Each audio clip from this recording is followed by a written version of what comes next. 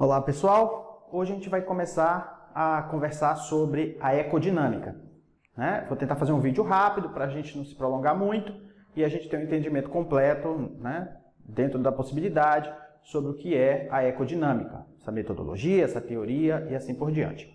Porém, para a gente iniciar, a gente precisa entender o contexto de quando ela foi pensada, de como ela foi pensada, quem era o autor, né, da metodologia ou da teoria.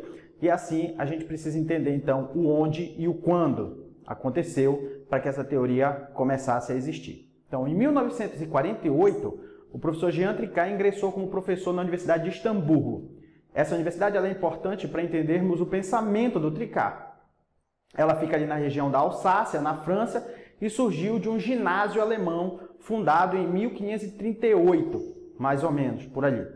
Então, as raízes dessa universidade elas são alemãs. E durante a Revolução Francesa, ela assume, então, o idioma francês. Porém, aquela região ali teve muitos conflitos com os alemães e com outros povos, o que fez com que a universidade mudasse muitas vezes entre as duas vertentes do pensamento geográfico, né? Para a nossa disciplina aqui, pensamento geográfico, né? E aí ela passou muito tempo dividida em 3 universidades. Uma delas era a Universidade Louis Pasteur, onde o professor Jean Tricart trabalhava. Então, essas correntes que vão se misturar ali nessa universidade vão influenciar de forma, vamos dizer, positiva o pensamento do professor Tricart para que ele desenvolva, então, a ecodinâmica, né? As correntes aqui que a gente tem que pensar, basicamente, a corrente da geografia alemã e a corrente da geografia francesa.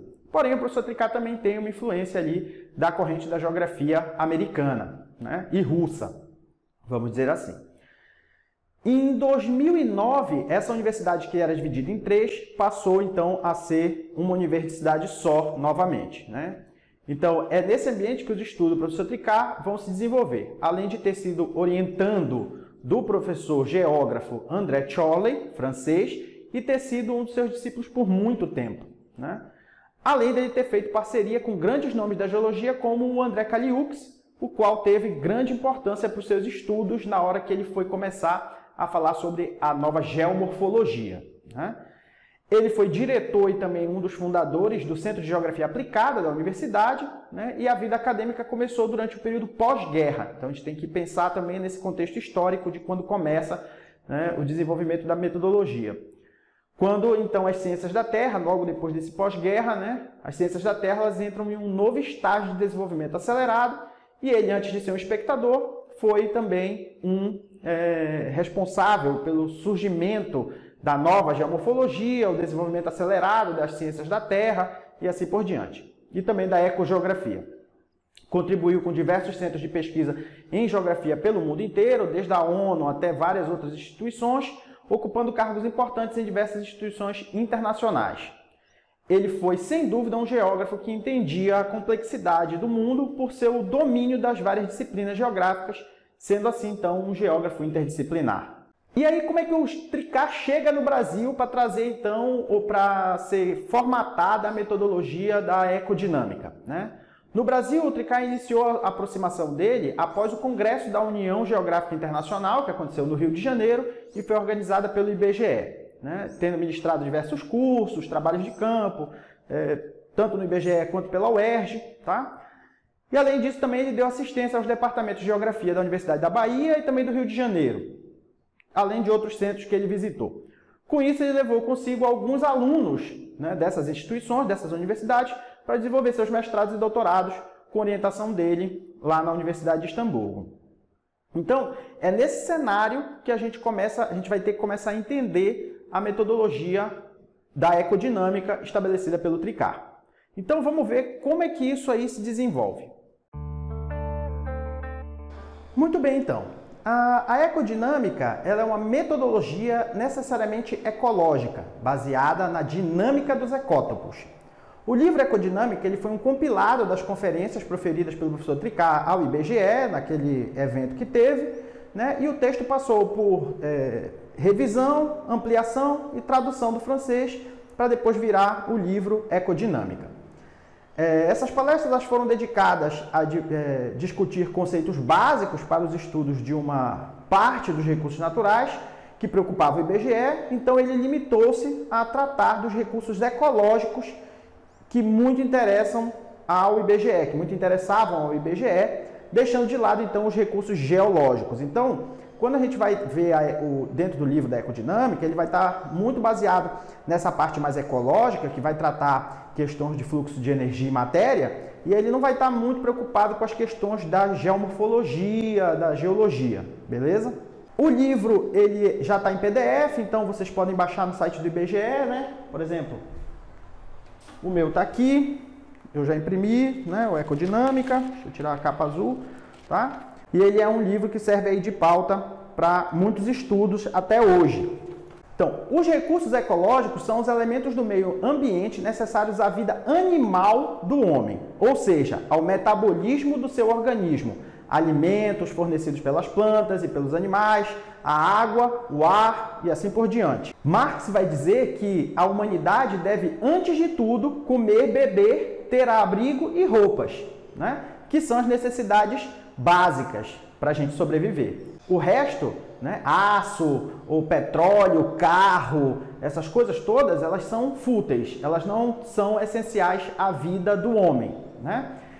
Infelizmente, é frequente a instalação de fábricas que destroem o meio ambiente e tornam a vida humana quase impossível para atender uma finalidade apenas econômica, né? A gente está vendo isso aí rolar agora com a quantidade de queimadas que está tendo, né, para uma destruição da floresta quase que sem função, porque a gente já percebeu, já visualizou que plantar boi ou plantar monocultura não resolve muito o problema da humanidade, né? Nem de um ponto de vista econômico, nem de um ponto de vista ecológico. Então, a gente vê muito isso acontecer hoje até. E por isso a ecodinâmica ela é importante para a gente entender esses ecótopos, para a gente poder desenvolver melhores práticas, né, de uso e ocupação da terra ou de uso e cobertura do solo. Então, a gente percebe que a ecodinâmica ela vai usar o conceito ecológico. E aqui é importante, então, a gente definir, né? A ecologia tem por objetivo o estudo dos vários seres vivos com o meio ambiente e o homem participa dos ecossistemas em que vive. Ele modifica, por sua vez, os ecossistemas, reagem determinando algumas adaptações do homem, né? Então, é um sistema mútuo. Outro dia desse eu li um texto num site aí que falava sobre os anticapitalistas e a ecologia, né? E é um texto bem fuleira, porque vai traçar um perfil daquele de que o capitalismo é necessário, né? E quando a gente teve aula de educação ambiental, a gente percebeu que as duas chaves principais quanto eu estou disposto a mudar o meu padrão de consumo e que com esse sistema econômico que a gente tem, a gente não consegue ter um padrão ecológico correto, né? Então, o texto que vinha falando sobre anticapitalistas e ecologia, ele é um texto bem fajuto, eu posso deixar ele aí na descrição do vídeo para vocês darem uma lida. Então, é importante a gente entender que o homem participa desses ecossistemas e que esses ecossistemas eles vão interagir com o homem, né, determinando algumas adaptações, tá? As interações são permanentes e intensas. Então, geralmente, o homem está constantemente interferindo, o ecossistema está constantemente fazendo reações a isso. É um conceito de ação e reação, mas também é um conceito de dialética no processo. Não a dialética marxista, mas sim a dialética hegeliana. A gente vai já chegar lá nela também. Qualquer que seja o nível de desenvolvimento técnico da sociedade humana, esse sistema ele vai se adaptando e vai se modificando, né? Se eu estou numa cidade, ele tem um tipo de comportamento, um ecossistema urbano. Se eu estou no campo, né, ele também tem um sistema de adaptação que é do ecossistema rural, tá? Aqui eu queria fazer uma ressalva que eu não fiz na aula de ecologia, que é para dar os louros a quem é de direito. Então, ecossistema, que a gente vai ouvir muito falar, né? Fazendo um parêntese, a gente diz que foi construído pelo Tansley, Arthur Tansley, né? Porém, o Tansley cunhou a palavra ecossistema, lá por 1935, ao pedir uma sugestão de um jovem botânico de Oxford, chamado Arthur Clapham, de um nome que fosse adequado para expressar a inter-relação entre os componentes físicos e biológicos e o meio ambiente. E o Claflin sugeriu o termo ecossistemas. Então, após rejeitar os termos organismo complexo e comunidade biótica e considerar o termo bioma, posto pelo botânico norte-americano Frederick Clements, como sendo conveniente, o Tansley introduziu então esse novo termo, né, que foi sugerido pelo Claflin, que era ecossistema. Então, feito esse parênteses aqui, a gente deu os louros para quem é de direito e a gente segue a aula. Nesse processo aí, o Tansley vai dizer que parece para ele que a concepção fundamental do sistema inteiro, no sentido da física, né, inclui não apenas os organismos complexos, mas também o complexo dos fatores físicos como um todo, constituindo o que chamamos de meio ambiente do bioma. Fatores do habitat no sentido mais amplo do termo. Então, do ponto de vista da metodologia da ecodinâmica, o conceito de ecossistema se apoia no tipo de raciocínio elaborado pelos físicos há quase 200 anos e aplicado à termodinâmica. Logo, então, a gente vai lembrar que somente um sistema é um conjunto de fenômenos que se processam mediante o fluxo de matéria e energia. Esses fluxos originam relações de dependência mútua entre fenômenos, beleza? Como consequência, os sistemas apresentam propriedades que lhes são inerentes e diferem da soma das partes dos seus componentes. Uma delas é ter dinâmica própria específica do sistema. Então, aqui, quando a gente está falando de ecodinâmica e pensando a natureza, a gente tem que pensar isso desse ponto de vista do fluxo de matéria e energia, que foi aquilo que eu falei para vocês, quando ele diz que isso é o que importa hoje para o IBGE e não a parte mais geológica. É óbvio que a parte geológica ela entra porque a gente vai ter as questões de pedogênese e morfogênese, né? Então, esses processos, esse sistema que a ecodinâmica está dentro, está baseado quase que explicitamente no que os físicos vão chamar do fluxo de matéria e energia, tá? Cada um dos fenômenos incorporados no sistema geralmente pode ser analisado ele mesmo como um sistema, que são o que nós vamos depois convencionalmente denominar de subsistemas. Então, é como se fosse uma coisa dentro da outra, né? Eu posso ir até a menor partícula, né? Estudar os átomos, elétrons e todas aquelas partes que a gente já discutiu também em Fundamentos de Geociências, mas também eu posso estudar galáxias, planetas, né? O universo como um todo. Então, o limite inferior, né? É a menor partícula e isso vai se renovando a cada estudo que vai nascendo. Cada vez a gente vai entrando mais na matéria, né? Subatômica até. E o superior é o universo, que é a maior parte que a gente conhece, né? Dessa forma, o conceito lógico de sistema é de aplicação universal, da menor coisa que a gente conhece até a maior coisa que a gente conhece. E as suas relações mútuas entre os subsistemas. Então, eu vou ver a relação dessas partes menores, né, com elas mesmas, mas também as relações dessas partes menores com as partes maiores, né, dentro dessa escala que a gente vai ter de fenômenos, vamos dizer assim, né? Nesse ponto aqui, eu queria mostrar essa figura para vocês, que ela é uma figura que representa bem essa parte de sistemas e subsistemas, né? Então, aqui a gente tem o globo, ele está fatiado, a gente tem ali as camadas do globo, né, ou os sistemas que a gente vai estudar. Então, eu tenho o sistema da atmosfera, sistema da hidrosfera, sistema da litosfera, astenosfera, manto inferior, núcleo externo e núcleo interno. Cada um desses sistemas, né, o sistema atmosférico, por exemplo, ele pode ser estudado ele por si só, né? E eu vou ter todas as configurações que a meteorologia e a climatologia já estudam. Eu vou ter a hidrosfera, e aí eu posso ter tudo que os hidrólogos e hidrógrafos vão estudar, a litosfera e assim por diante. Mas o mais importante é eu conseguir fazer a relação desses fenômenos entre os sistemas, que são os subsistemas. No caso, então, a atmosfera ela vai ter uma interação direta com a hidrosfera e com a litosfera, né? Sendo um processo não só de cima para baixo, vamos dizer assim, da atmosfera para a litosfera, mas também da litosfera para a atmosfera. E aí aqui a gente pode lembrar basicamente do processo de balanço de energia, né? Tudo isso dentro da biosfera, formando um sistema do clima, beleza? Então, os organismos vivos da biosfera ocupam parte da atmosfera, da hidrosfera e também da litosfera, e tudo isso aí vai estar interligado para que a gente possa entender os sistemas e os subsistemas, tá?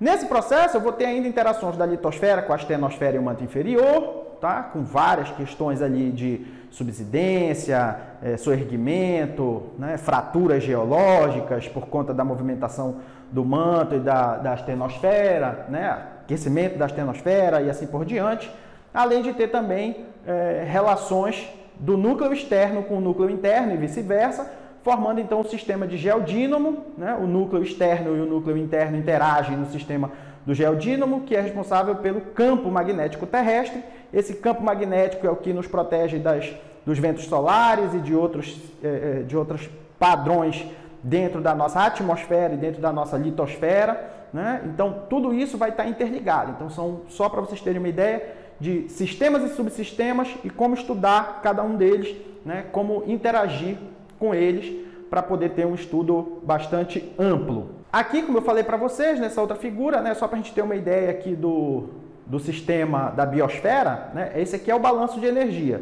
Então, só rapidamente, porque a gente já falou dessa figura em outros vídeos, né? O balanço de energia é tudo que chega tem que ser igual a tudo que vai embora. Então, se chega ali 340 watts por metro quadrado, né? Uma parte disso vai ser absorvida pela atmosfera, uma parte disso vai ser refletida direto de volta, né?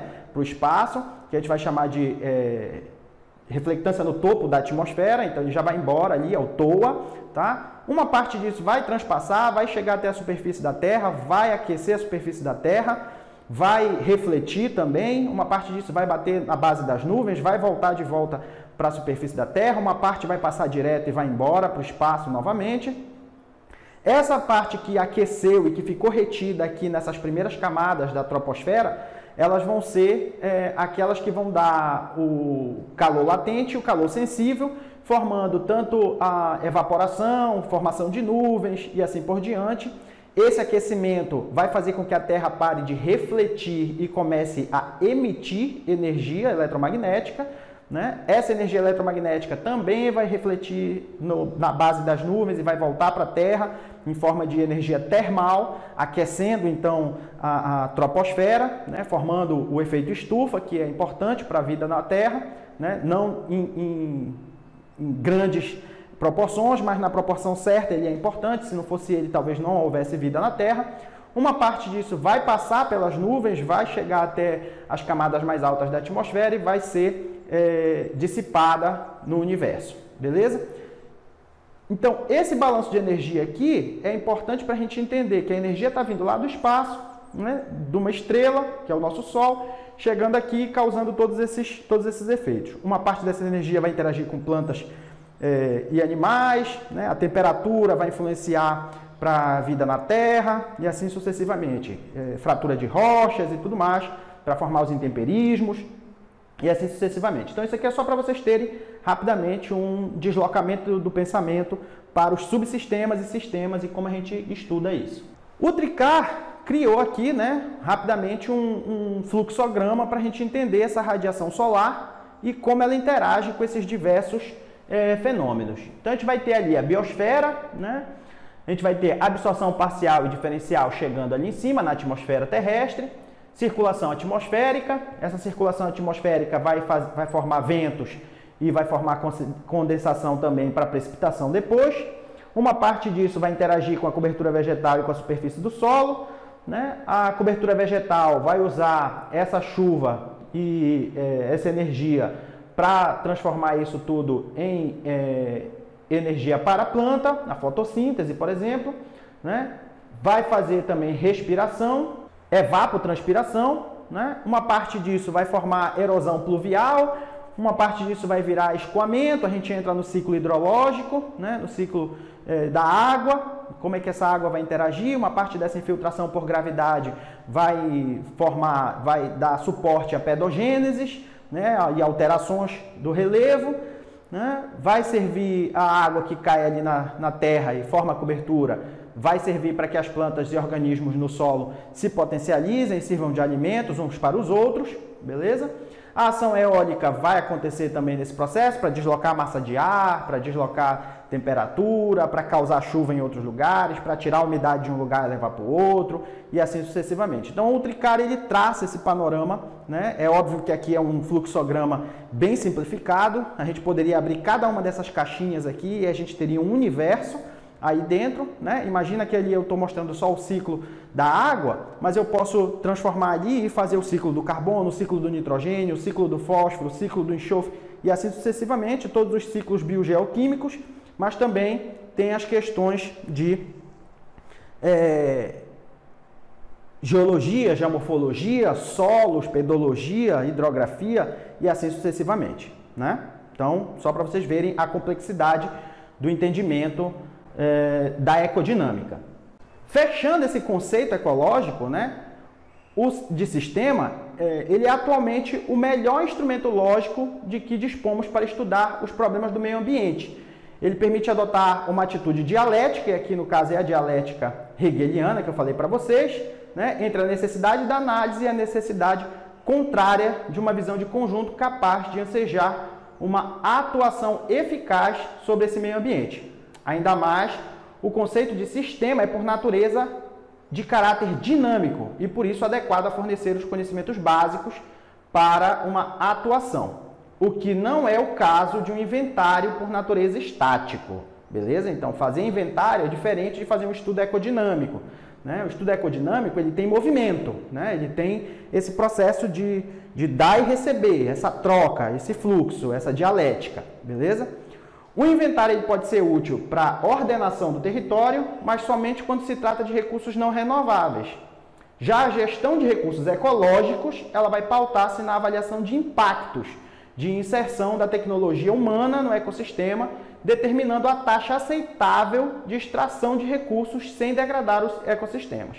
Então é aqui que a gente vai fechar a ecodinâmica, né, o conceito ecológico da ecodinâmica, entendendo que a gente precisa ter essa movimentação, né, essa avaliação dos impactos, e cada variável nova que entra no sistema, a gente tem que reordenar todo o sistema para ver como é que isso vai se comportar, né, se essa extração de recursos, essa inserção de recursos, ela está ajudando ou deteriorando o ecossistema. E aí eu volto a lembrar vocês que é importante a gente entender que o ecossistema aqui, a gente não está tratando só da natureza natural, a gente está tratando da natureza e o homem está dentro dela, beleza?